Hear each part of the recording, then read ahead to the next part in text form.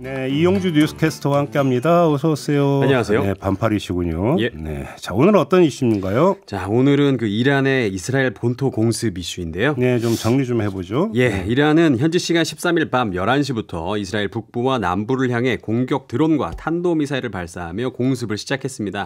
이란이 직접 이스라엘 본토를 공격한 것은 1979년 이란 혁명으로 양국이 적대 관계가 된 이후 처음 있는 일이었습니다. 그러니까 이제 그 보복 예고는 했었는데 네. 본토를 직접 때렸네요. 그렇죠. 모두가 놀랐습니다. 이번 공격은 지난 1일 시리아 수도 다마스쿠스 주재 이란 영사관을 이스라엘이 폭격해 이란 혁명수비대 고위급 지휘관 10여 명이 사망한 지 12일 만에 일어난 보복적 공습이었습니다. 이란은 이번 달 내내 이스라엘을 향해 보복을 천명해 왔는데요.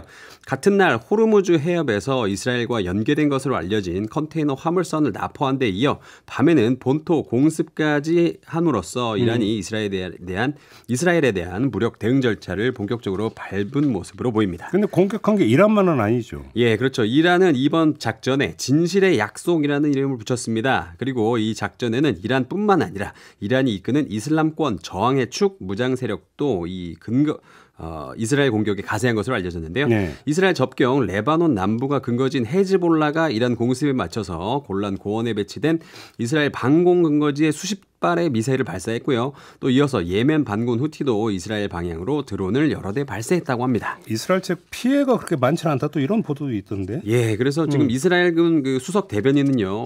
소수의 미사일이 이스라엘을 타격해서 소녀 한 명이 다치고 이스라엘 남부에 있는 군 기지에 가벼운 손상을 입혔다 이렇게 밝혔는데요. 네. 그리고 미사일과 드론의 대부분이 격추됐고 탄도미사일 수십 발은 국경을 넘어오기 전에 파괴됐다고도 말했습니다. 이스라엘 현지 매체는 이스라엘 군과 미군 아울러 영국군, 요르단군이 이란의 드론과 미사일을 99% 요격했다고 전했습니다. 이제 이게 또 이스라엘의 보복 공격 이건 이제 그 우려하고 있는 거잖아요. 네. 그래서 이게 이제 결국은 또 제5차 중동 전쟁으로 가는 거 아니냐 이걸 우려하고 있는 건데 어떻게 봐야 될까요? 지금 이스라엘은요 지금 공습 방어가 일단락되면 바로 대응에 나서겠다는 입장을 한번 밝혔습니다. 지난 7일 이스라엘 참모총장은 우리는 가까운 곳은 물론 먼 곳에서도 이란에 강력하게 대응할 수 있다 이렇게 말했는데요.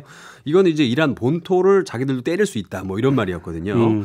그런데요, 어제 이란이 이번 공격으로 자기들은 스스로 이 목표 달성을 했다고 이 발표를 하면서 더 이상의 공격은 없을 것으로 보입니다.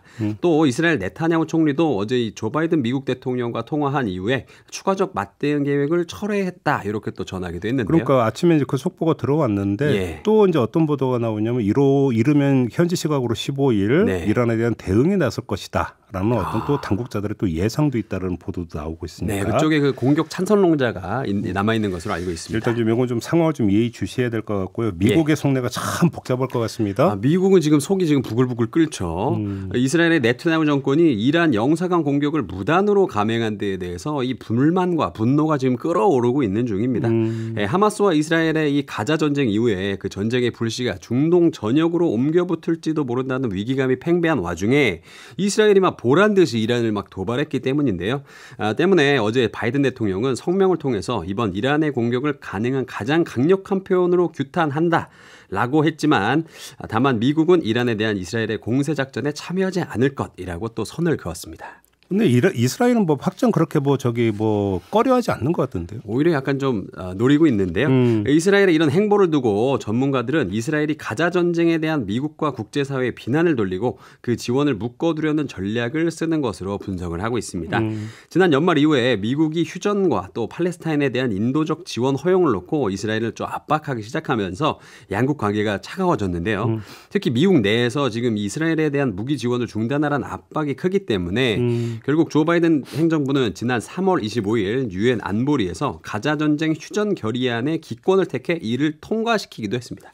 근데 이게 이제 그 시작이 이스라엘이 시리아에 있는 이란 영사관을 공격한 것 네. 이거잖아요. 그렇죠. 그 뒤에 좀 분위기가 좀 바뀌었다면서요. 그렇습니다. 그래서 이란이 이스라엘의 보복을 선언했기 때문에 바이든 행정부로서는 다시 이스라엘을 지지하는 쪽으로 돌아설 수밖에 없었죠. 네. 그래서 이스라엘이 이란을 일부러 도발함으로써 결국 국제사회는 가자 지구보다 이란과 이스라엘의 상황에 더 많은 스포트라이트 그리고 초점을 맞추게 됐고요.